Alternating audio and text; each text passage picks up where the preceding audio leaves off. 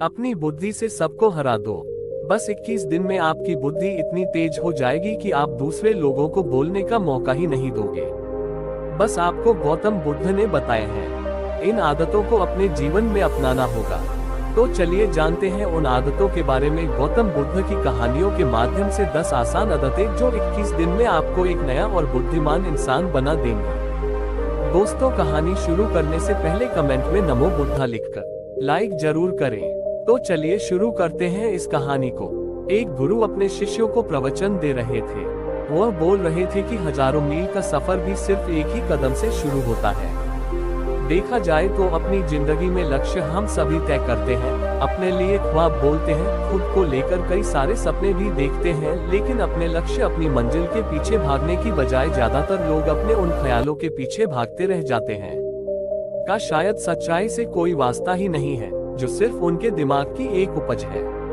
इन सभी गैर जरूरी ख्यालों के पीछे भागते हुए वह इस बात का अंदाजा लगाने की कोशिश भी नहीं करते कि वह ख्याल सकारात्मक है या नकारात्मक, सच है या उनके दिमाग की सिर्फ एक उपज है या वह किसी और से प्रभावित है।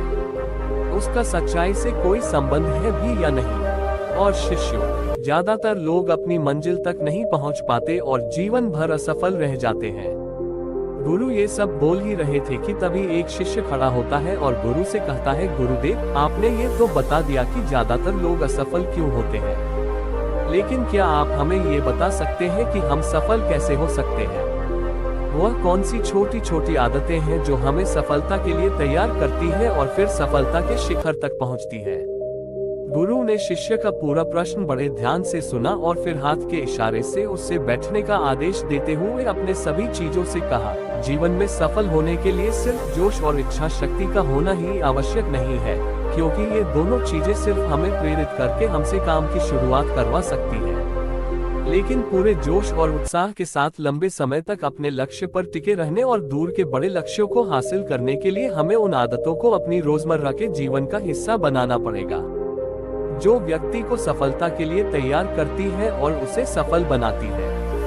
तो आज मैं आपको 10 ऐसी आसान आदतों के बारे में बताऊंगा जिनको अगर आप अपने जीवन का हिस्सा बना लिया तो सिर्फ 21 दिनों में आपके अंदर से एक बिल्कुल ही अलग इंसान बन जाएंगे और खुद के भीतर एक गजब की सकारात्मक और जो उसको महसूस करेंगे जो आपको सफलता के शिखर तक पहुंचाएगी। तो उन सफल आदतों की श्रेणी में पहली आदत है अपने दिन की शुरुआत धन्यवाद के भाव के साथ करो।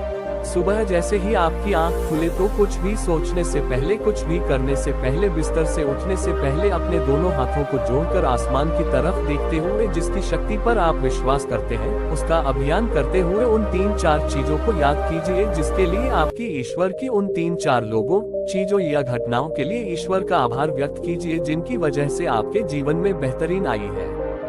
आप ज्यादा खुशहाल और समृद्ध हुए हैं। ज्यादातर मौकों पर हमारे जीवन में, हमारे घरों में, हमारे आसपास के माहौल में एक ही वो इंसान होता है जो हमारे सबसे ज्यादा दुख और परेशानियों का कारण होता है। लेकिन हमारे आसपास 90% लोग अच्छे होते हैं। हमारे जिंदगी में 90% चीजें बहुत अच्छी हैं, लेकिन अगर हम बुरे इंसान पर, बुरी घटनाओं पर, बुरे परिस्थितियों पर, बुरे परिणामों पर ध्यान देंगे तो फिर पूरा दिन हमें उस तरह की चीजें और मिलेंगी। लेकिन अगर हम शुक्रगुजार हैं अपने जीवन की 90% अच्छी चीजों के लिए तो फिर हमारे पास और अच्छा चलकर जरूर आएगा। ये जो आभार व्यक्त करने की आदत है, ये हमारी मानसिकता को सुबह सुबह ही बदल कर रख देती है और सकारात्मक तरीके से अपने दिन की शुरुआत करने में मदद करती है। इस अभ्यास को करने में बहुत थोड़ा सा ही समय लगता है, लेकिन यह आपके पूरे दिन के काम करने के तरीके, आपकी मानसिकता और आपके विचारों को पूरी तरह से बदल कर रख सकती है। सफल आदतों की श्रेणी में दूसरी आदत है आपको हर दिन व्यायाम जरूर करना चाहिए। आप चाहे दौड़ लगाएं, कसरत करें, योगासन करें या फिर प्राणायाम, लेकिन आपको हर सुबह कोई ना कोई ऐसी क्रिया जरूर करनी है जिसमें आपके शरीर को मेहनत करनी पड़े, उसे पसीना बहाना पड़े। यह इंसानी शरीर बना ही मेहनत करने के लिए है। इसे हर समय आराम देने से यह निष्क्रिय, कमजोर और रोगाग्रस्त हो जाता है। व्यायाम करना न सिर्फ आपके शरीर को फायदा पहुंचाता है, बल्कि यह आपके दिमाग और आपके मानसिक क्षमताओं को बढ़ाने में भी कमाल करता है। रोज व्यायाम करने से आपका शरीर और मन मजबूत होता है। के अंदर एक अलग ही आत्मविश्वास और तेज का जन्म होता है जो आपकी सफलता की राह में आपके सहायक बनते हैं। सफल आदतों की श्रेणी में तीसरी आदत है लक्ष्य निर्धारित करो और अपने दिन को योजना के अनुसार चलाओ। रात में सोने से पहले ही अगले दिन के 3 सबसे महत्वपूर्ण कामों को निश्चित कर लो और उन्हें लिख लो। फिर उसी के अनुसार अपने पूरे दिन की योजना बनाओ और उस पर अमल करो। अगर कोई व्यक्ति योजना बनाकर अपने दिन की शुरुआत नहीं करता और कोई सभी काम कभी भी करता है तो ऐसा व्यक्ति कभी भी अपने पूरे दिन का सदुपयोग नहीं कर सकता। हालांकि ज्यादातर लोगों को पता होता है तो उनके लिए कौन सा काम महत्वपूर्ण है और कल उन्हें कौन सा काम करना चाहिए, लेकिन फिर भी वो लोग उस काम को पूरा नहीं कर पाते और उसे टालते रहते हैं। और जो व्यक्ति अपने काम ज्यादातर लोगों का अपने काम को समय पर पूरा न करना और उसे लगातार कल पर टालते रहने का सबसे बड़ा कारण है उनके अंदर आत्मा अनुशासन का न होना, क्योंकि जो व्यक्ति आत्मा अनुशासित है वह अपना हर काम समय पर पूरा करता है। सफल आदतों की श्रेणी में चौथी आदत है आपको हर दिन कुछ न कुछ नया सीखना चाहिए या फिर कुछ न कुछ नया पढ़ना चाहिए। अगर आप अपना दिन का समय अपने लिए कुछ नया सीखने, पढ़ने या विकास के कामों में नहीं लगा रहे हैं तो फिर आप चाहे कितनी ऊंचाइयों पर हो, कितने ही समझदार और बुद्धिमान हो, आप जिंदगी में हारने ही वाले हैं। आप नीचे गिरने ही वाले हैं। किसी बुद्धिमान व्यक्ति ने कहा है कि सीखना कभी बंद नहीं होना चाहिए, क्योंकि लगातार अभ्यास से ही व्यक्ति महान ऊंचाइयों को हासिल कर सकता है। सीखने का कोई भी तरीका हो सकता है, जैसे अच्छी किताबें पढ़ना, अपने क्षेत्र के सबसे सफल लोगों की बातें सुनना, रोज अपने काम का अभ्यास करना इत्यादि। अगर आपको दुनिया के 1% सफल लोगों में शामिल होना है तो लगातार सीखते रहने की आदत को अपने जीवन का अभिन्न हिस्सा बनाना ही पड़ेगा। सफल आदतों की श्रेणी में 5वीं आदत है कम खाओ और अच्छा खाओ। यहाँ अच्छा खाने से मतलब है संतुलित आहार, यानी ऐसा भोजन जो पोषक तत्वों से भरपूर हो और आपके शरीर को कोई नुकसान ना पहुँचाए। देखा जाए तो भोजन हमारे शरीर के लिए औषधि है। भोजन शरीर के लिए सब कुछ है, क्योंकि शरीर को औषधि तो हम कभी कभार ही देते हैं, लेकिन इसे भोजन हर दिन देते हैं तो हमारा शरीर कैसा होगा। ये हमारे भोजन की गुणवत्ता और उसकी मात्रा निर्भर करता है, क्योंकि शरीर को चलाने वाले सारे पोषक तत्व भोजन से ही मिलते हैं। इसीलिए कोई ऐसा भोजन मत करो जिसमें कोई पोषक तत्व ना हो और जिसे पचाना हमारे शरीर के लिए बोझ बन जाए। ज्यादा तला भुना और बासी भोजन मत खाओ। 3 सफेद झरों से जितना हो सके उतनी दूरी बना लो। पहला सफेद झर है मैदा, चीनी और मैदा से तो हमारे शरीर को कोई भी पोषक तत्व नहीं मिलता और इन्हें पचाना भी शरीर के लिए बहुत मुश्किल होता है, इसलिए इनका सेवन कम से कम करो। भोजन मन भरने के लिए नहीं, पेट भरने के लिए करो। जब भूख लगी तभी भोजन करो। हमेशा अपनी भूख से थोड़ा सा कम खाओ। रात में जितना जल्दी हो सके उतना जल्दी भोजन करने का प्रयास करो। अपने आहार में जीवित भोजन जैसे फल, हरी सब्जियां, साबुत, सूखे मेवे भी इत्यादि का सेवन जरूर करो।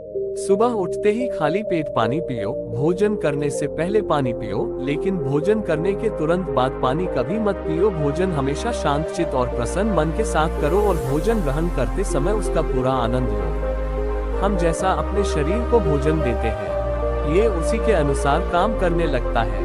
इसीलिए अपने भोजन और उसकी गुणवत्ता का ध्यान रखो। सफल आदतों की श्रेणी में छठी आदत है उनके साथ हर दिन थोड़ा सा समय बिताओ। जो आपसे सच्चा प्रेम करते हैं, आपकी परवाह करते हैं, जैसे आपके माता पिता, भाई बहन या फिर आपके सच्चे मित्र। ये एक आदत आपके परिवार में खुशी और शांति लाती है। परिवारजनों के बीच प्रेम और एकता बढ़ती है, जिससे आप ज्यादा खुश और शांत रहने लगते हैं। पारिवारिक तनाव कम होने की वजह से अपने जरूरी कामों पर ज्यादा ध्यान दे पाते हैं और ज्यादा अच्छे परिणाम हासिल कर पाते हैं। सफल आदतों की श्रेणी में 7वीं आदत है हर दिन थोड़ा सा समय के लिए भी निकालें और इस थोड़े से समय में आपके साथ कोई और नहीं होना चाहिए। आपका अपना समय है जिसमें आप अकेले एकांत में रहेंगे, खुद के बारे में चिंतन करेंगे, खुद की अच्छाइयों और बुराइयों के बारे में विचार करेंगे, अपने भविष्य के बारे में सोचेंगे, अपने काम के बारे में सोचेंगे, अपने भीतर उतरने का प्रयास करेंगे। इन एकांत के पलों का उपयोग आप खुद को और भी बेहतर तरीके से जानने और समझने में करेंगे।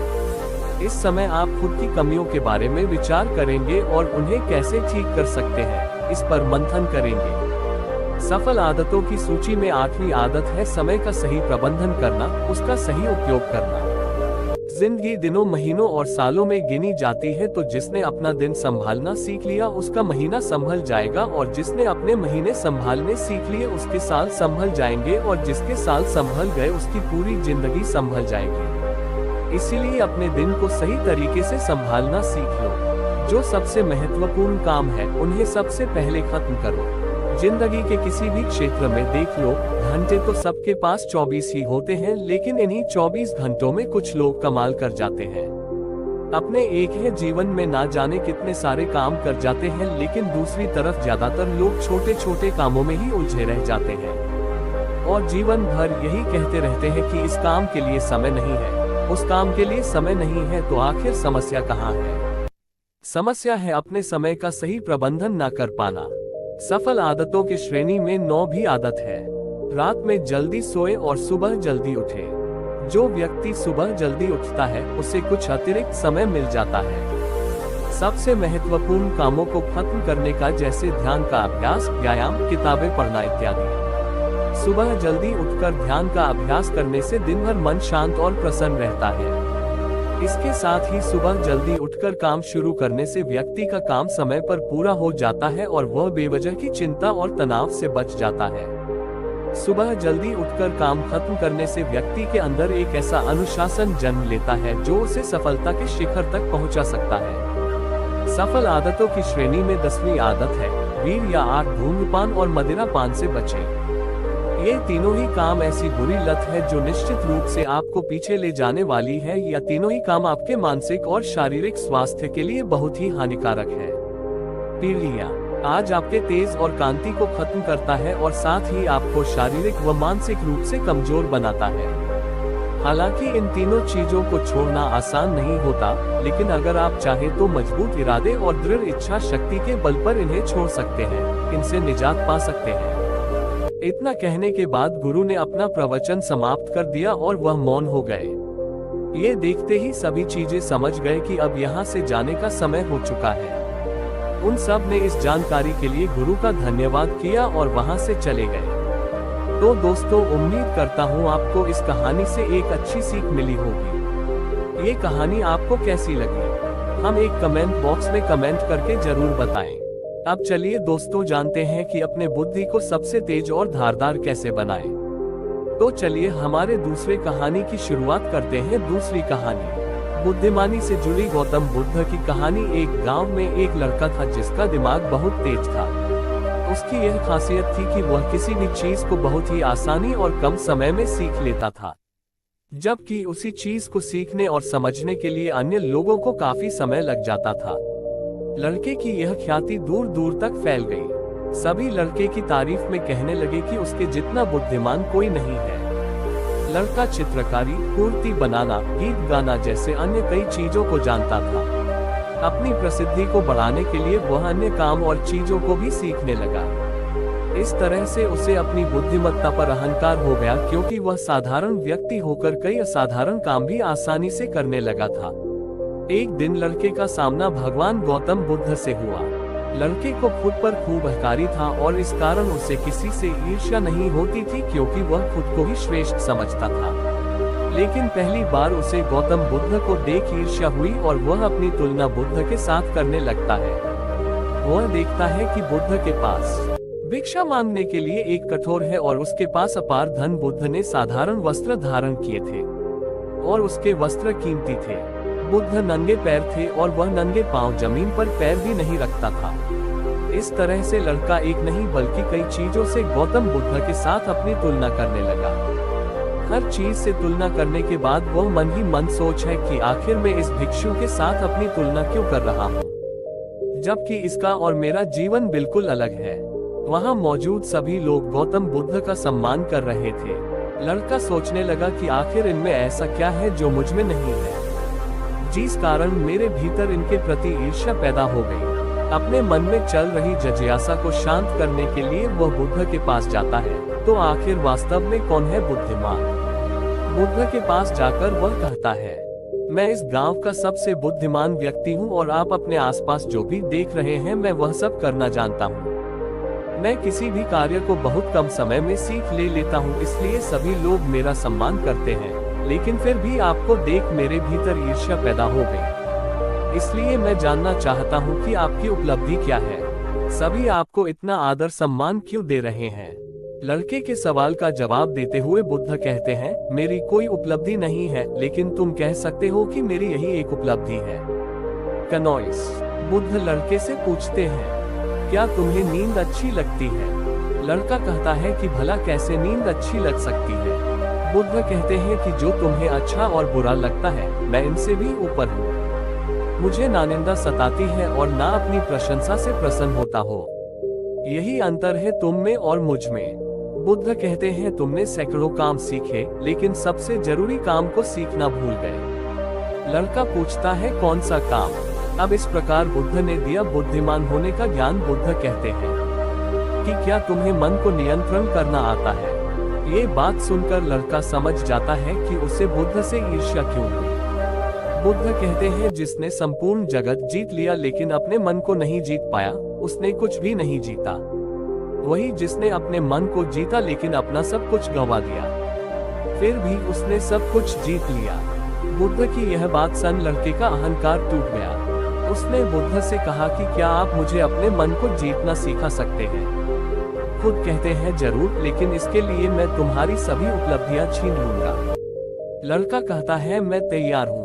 इसके बाद से ही लड़का ध्यान लगाने लगता है, क्योंकि ध्यान से ही मन को वश में किया जा सकता है। तो दोस्तों, अब चलिए बढ़ते हैं हमारे तीसरी कहानी की तरफ। तीसरी कहानी, दिमाग की धार को कैसे तेज करें।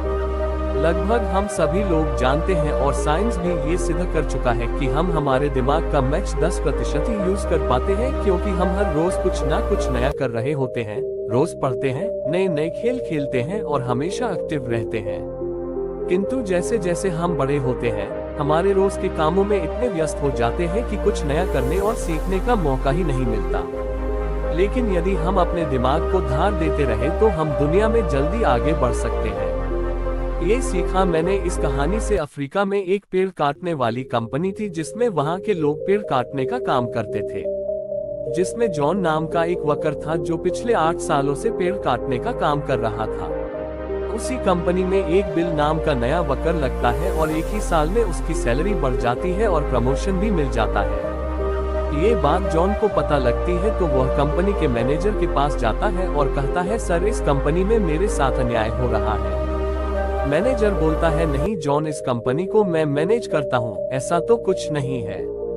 अगर तुम्हें कोई प्रॉब्लम है तो मुझे बताओ। जॉन बोलता है, सर, मैं पिछले 8 साल से काम कर रहा हूँ, लेकिन मेरा प्रमोशन नहीं हुआ और सैलरी भी वही है। लेकिन बिल, जो कि 1 साल पुराना ही है, उसकी सैलरी बढ़ गई और प्रमोशन भी हो गया, जबकि प्रमोशन तो मेरा होना चाहिए था। इसके बाद मैनेजर बोलता है, देखो, तुम बहुत ही ईमानदार और मेहनती हो, मैं ये बात मानता हूँ, लेकिन कंपनी के नियम के अनुसार जो ज्यादा पेड़ काटता है उसे ज्यादा सैलरी मिलती है और प्रमोशन भी जल्दी होता है।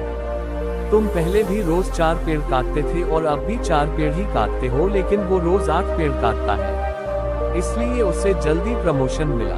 तुम भी रोज 8 पेड़ काटो, तुम्हें भी प्रमोशन मिल जाएगा।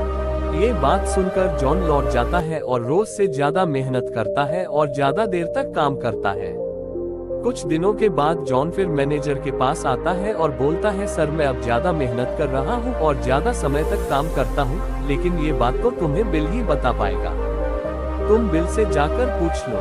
अगले दिन जॉन बिना संकोच किए बिल के पास जाता है और पूछता है कि तुम रोज 8 पेड़ कैसे काट लेते हो? मैं पूरी मेहनत करके भी सिर्फ 4 से 5 पेड़ ही काट पाता हूँ। तुम मुझे बता सकते हो कि तुम पेड़ कैसे काटते हो? बिल कहता है, पहले तुम बताओ जॉन की, तुम अपनी कुल्हाड़ी को धार कब लगाए थे? जॉन, मैंने पिछले हफ्ते ही धार लगाई थी। डील कहता है, मैं हर पेड़ काटने के बाद 2 मिनट का समय निकालता हूँ और अपनी कुल्हाड़ी को धार देता हूँ, और जो पेड़ तुम 2 घंटे में काटते हो वो हमें 1 घंटे में ही काट देता हूँ। धार देने वाले 2 मिनट मेरे आने वाले 81 मिनट बचा देते हैं और मैं रोज 8 पेड़ काट लेता हूँ। ये सुनकर जॉन बिल को धन्यवाद देते हुए चला जाता है। सिर्फ ज्यादा समय और ज्यादा मेहनत से कुछ नहीं होने वाला, इसके साथ साथ उसे अपने कुल्हाड़ी को धार देते रहना पड़ेगा। जब भी वह धार देना बंद कर देगा, उस समय से उसके कार्य पर प्रभाव पड़ना शुरू हो जाएगा। जॉन अपनी कुल्हाड़ी में धार देकर काम शुरू करता है और कुछ ही दिनों में वह भी प्रमोशन ले लेता है। इस कहानी से हमें ये सीख मिलती है कि दोस्तों, हमें हमेशा ही अपनी लाइफ में कुछ न कुछ सीखते रहना चाहिए और अपने दिमाग को धार देना चाहिए, चाहे हमारी उम्र कुछ भी क्यों ना हो। मैंने कुछ दिनों पहले सत्य नाडेला, जो कि माइक्रोसॉफ्ट के सीईओ बने हैं, उनके बारे में पढ़ा था कि वह आज भी नए नए ज्वाइन करते रहते हैं और नई नई किताबें पढ़ते हैं। उन्हें आज भी नया सीखने में कोई संकोच नहीं है और शायद वह इतनी बड़ी पोजीशन पर है। सक्सेस वही होते हैं जो समय के साथ बदलते हैं और प्रगतिशील रहते हैं। जिस तरह तालाब का पानी एक जगह स्थित होकर कुछ ही दिनों में सड़कर बदबू देना शुरू कर देता है, लेकिन नदी जो हमेशा बहती रहती है, प्रगतिशील होती है, उसका पानी साफ होता है। उसी तरह से जो लोग नई नई चीजें पढ़कर और सीखकर अपने दिमाग को धार देते हैं, उसके राज्य में सब खुशहाल थे। पर राजा एक बात को लेकर बहुत चिंतित रहा करता था। धर्म प्रदर्शन पर लोगों के विचारों में सहमति क्यों नहीं बनती। एक बार राजा विभिन्न धर्मों के उपदेशों को आमंत्रित किया और एक विशाल कक्ष में सभी को एक साथ रहने का प्रबंध करते हुए कहा, अब अगले कुछ दिनों तक सब एक साथ रहेंगे और आपस में विभिन्न धर्मों और दर्शनों पर विचार विमर्श करेंगे, और जब सभी के विचार एक मत हो जाएंगे तो मैं आपको ढेरों उपहार देकर यहाँ से विदा करूंगा। और ऐसा कहते हुए राजा वहाँ से चला गया।